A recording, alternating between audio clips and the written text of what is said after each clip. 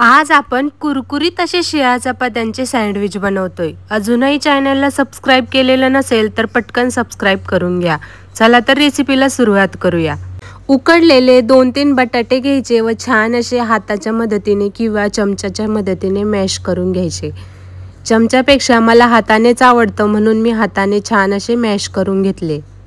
यामध्ये आपल्याला चवीनुसार मीठ घालायचं, अर्धा चमचाभर हळद घालायची व तुमच्या घरामध्ये जे पण काही मसाले अवेलेबल असतील ते यामध्ये ॲड करायचे। तर इथे मी हळद टाकली, थोडीशी सब्जी मसाला टाकलाय, थोडासा किचन किंग टाकलाय व लाल मिरची टाकली। तुमच्या आवडीप्रमाणे तुम्ही तिखट कमी जास्तही करू शकता। त्यानंतर यामध्ये एक चिरलेला टोमॅटो आणि एक कांदा घालायचा।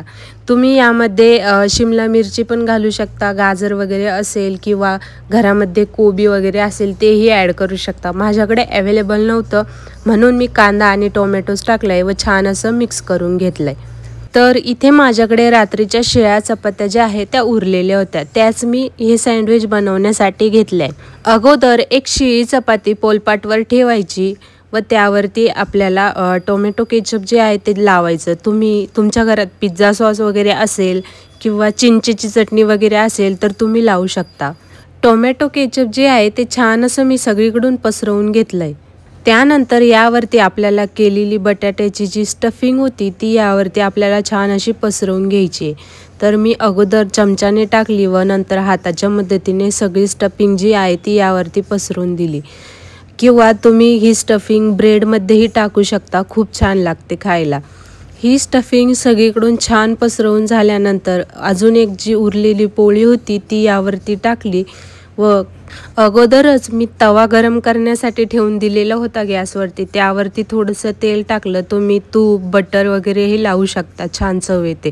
त्यानंतर ही पोळी जी आहे ती यावरती टाकली। चपातीचं सँडविच छान असं कमी गॅसवरती आपल्याला खरपूस जे आहे ते भाजून घ्यायचं आहे। सँडविच भाजताना फुल गॅस अजिबात करू नका, नाहीतर नरम पडेल पोळी। मी अगदी कमी गॅसवरती भाजली, तुम्ही बघू शकता अगदी कडक असा पापुद्रा आलाय।